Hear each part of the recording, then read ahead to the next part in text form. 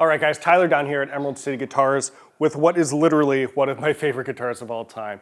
This is a Gretsch 6130, also affectionately known as the Roundup. Now, one of the main reasons why this is one of my favorite guitars of all time is the context in which it was created. The 6130 came out in 1953, so let that sink in for a minute. That is before the Strat.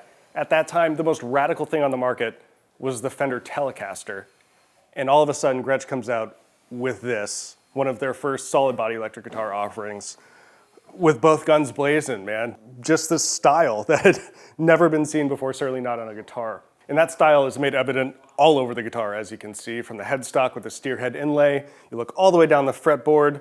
There's engraved inlays with several different kinds of cacti and the steerhead motif as well. Then down to the body, of course, the iconic Gretsch branded G on the pine top.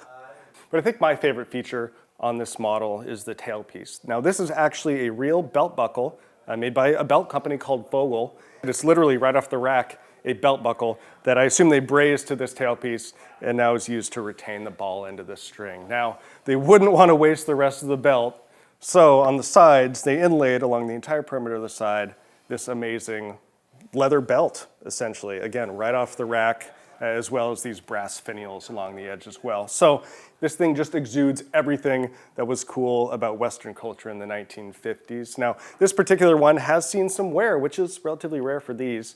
They were incredibly expensive guitars at the time, $300, much more expensive than anything Fender offered. This is even 50% more expensive than the Les Paul Standard, which was, top of the line at the time. This particular guitar has undergone a couple changes over the years. Of course, the pickguard, as you can see, is missing. That is not uncommon at all for these. I think just about everyone I've ever seen has had the deteriorated pickguard that is either completely junk or missing.